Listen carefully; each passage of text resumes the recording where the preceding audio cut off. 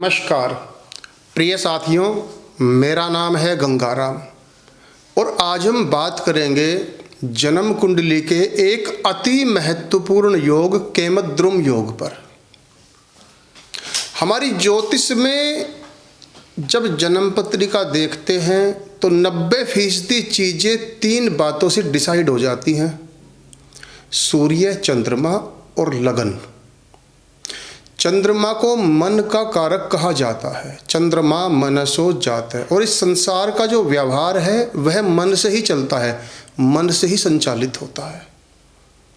तो क्या है यह केमद्रुम योग जो चंद्रमा को आधार मानकर ही कुंडली में बनता है, और किस प्रकार के इसके फल हैं, किस प्रकार इसका परिहार है और उपाय आज की वीडियो में। लेकिन इससे पहले मैं आपको बता दूं, ज्योतिष दिखाने के लिए और राशि रत्न खरीदने के लिए आप सीधे सीधे मुझे फ़ोन कॉल या व्हाट्सएप कॉल कर सकते हैं। मेरा फ़ोन नंबर, मेरा व्हाट्सएप नंबर आपके सामने स्क्रीन पर है। चलिए विषय में आगे बढ़ते हैं। बृहद जातक और ज्योतिष के तमाम प्रसिद्ध ग्रंथों के अनुसार यदि आपकी जन्म कुंडली में चंद्रमा जिस घर में विराजमान है उससे एक घर आगे एक घर पीछे कोई भी ग्रह ना हो तो केमद्रुम योग बनता है। इसमें सूर्य, राहु और केतु, अगर इनमें से कोई ग्रह है तो वह मान्य नहीं होता, तो भी केमद्रुम योग बन जाता है। केमद्रुम योग में जातक का मन बहुत ज़्यादा कमज़ोर होता है, अस्थिर होता है, निर्णय लेने में सक्षम नहीं होता। और जब व्यक्ति अपने जीवन में डिसीजन पावर कमज़ोर करके बैठ जाता है तो जीवन के हर मोड़ पर उसको एक तरह से पराजय का सामना करना पड़ता है। केमद्रुम योग को बृहद जातक में दरिद्रता का सूचक बताया गया है। व्यक्ति का मन कमज़ोर, व्यक्ति का धन कमज़ोर और व्यक्ति का तन कमज़ोर, तीनों चीज़ों पर इसका बहुत ज़्यादा गलत प्रभाव पड़ता है।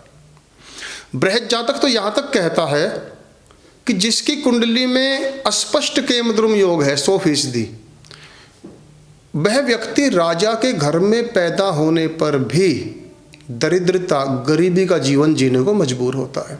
अब बात कर लेते हैं केमद्रुम के परिहार के बारे में। यदि चंद्रमा से केंद्र में, जहाँ पर चंद्रमा बैठे हैं वहाँ से पहले स्थान में चंद्रमा के साथ, चंद्रमा से चौथे, चंद्रमा से 7वें, चंद्रमा से 10वें, चंद्रमा से केंद्र में बुध, गुरु, शुक्र या अन्य कोई ग्रह आ जाए तो केमद्रुम भंग हो जाता है।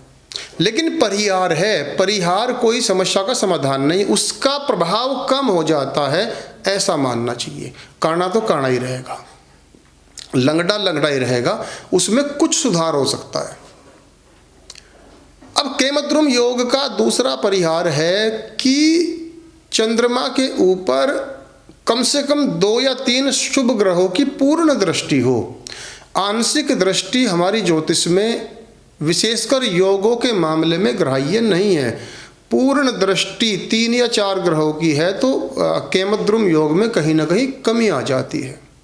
ठीक है, तो इस प्रकार भी केमद्रुम योग का प्रभाव कम हो जाता है। लेकिन जन्म कुंडली में संपूर्ण केमद्रुम योग होने पर व्यक्ति की मानसिक शक्तियाँ बहुत ज़्यादा कमज़ोर होती हैं। दरिद्रता, पैसे का अभाव, अस्थिरता, मित्रता का अभाव, परिवार के सहयोग का अभाव परमानेंट बना रहता है। उपाय के लिए आप सीधे सीधे मुझे video call, phone call, WhatsApp call या कमेंट में भी जानकारी ले सकते हैं। कामना करता हूँ जानकारी आपको अच्छी लगी होगी केमद्रुम योग के बारे में। वीडियो को लाइक करें, शेयर करें और